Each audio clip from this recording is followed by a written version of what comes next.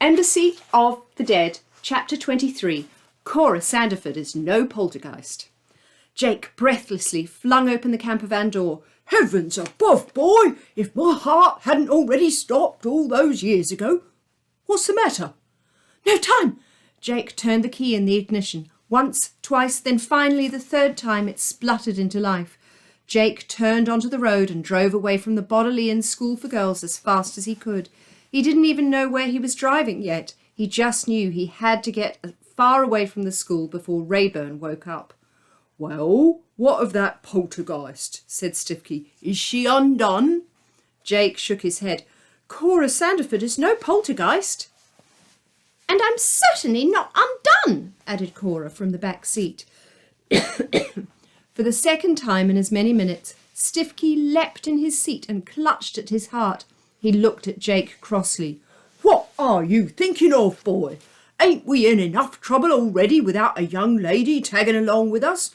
Despite where your ma and pa may be thinking you are, this ain't no school outing to the seaside. Cora looked the old ghost up and down. What have you come dressed as? That's no way to speak to your elders, scolded Stiffkey. He looked out of the window.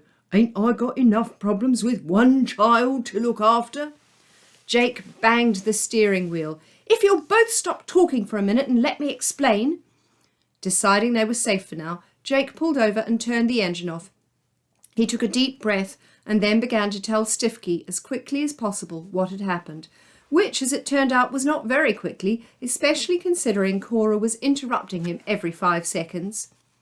You should have seen me wallop him with my hockey stick. Knocked him out cold, she bragged. All right, said Stiffkey. I get the idea. He held his chin thoughtfully.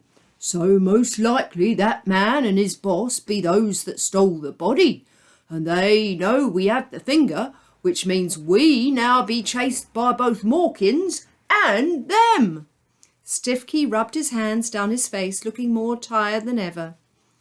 Well, looks like we'd better be finding our final ghost to undo, said Stiffkey.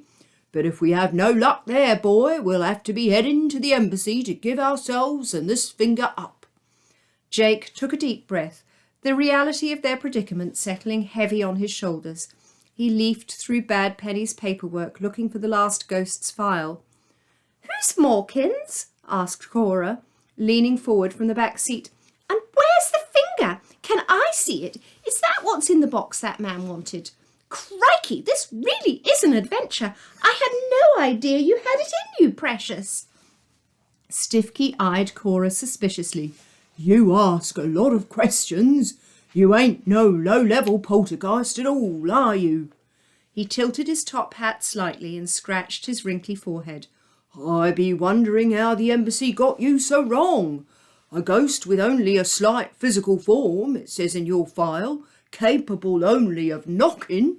He raised an eyebrow. Well, you knocked that driver out by all accounts. A smile crept across his face, and Cora burst into giggles too. No, you ain't no poltergeist, girl.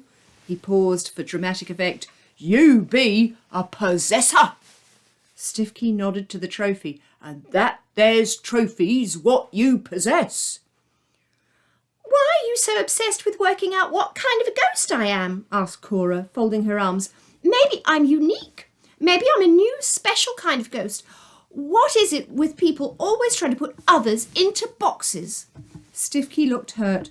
Speaking as an undertaker, I can categorically state that there ain't nothing wrong with people being put in boxes, girl. Cora burst into giggles again at that, and Jake noticed that even Stiffkey couldn't help but smile. So, being a possessor, said Cora, is why I get trapped in that trophy every time someone closes the lid? I'm afraid so, said Stiffkey. Well, how do I stop it? Ain't nothing you can do, girl, said Stiffkey gently. It's just the hand death dealt. And now you've also broken one of the embassy rules. The dead shall have no contact with the unlicensed living. He looked around nervously. You be in the same boat as us now, girl, and sadly it ain't the one that takes you safely across the River Styx. Is that where Rose Bahari lives? Asked Jake. still searching for her address in the file.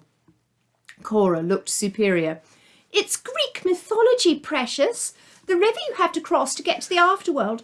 So what kind of metaphorical boat are you two in, anyway? You still haven't answered any of my questions, which is very rude. Aha, said Jake, at last finding what he was looking for. Tell you what, if you can help me get to here, he passed back the piece of paper that showed Rose's address. We'll explain everything along the way. We've got a ghost to undo. What about that? Well, Stiffkey isn't going to help him undo the ghost because Stiffkey can get out of this hole. Well, Stiffkey obviously is helping Jake, isn't he? Yeah, anyway. but because he knows that he can get out of the hole. Yeah, so, but now this chapter tells us about that Cora is a possessor. So we have to, I'm sure at some point, figure out what a possessor can do. But Cora's pretty useful already, isn't she? And it sounds like even though Stiffkey was complaining, do you think he and Cora are going to get along well? Yeah. Why do you think that? I don't know, but they have to. Yeah, but they've also both just had a little laugh together, haven't they? Yeah, well, okay. Yeah. Well,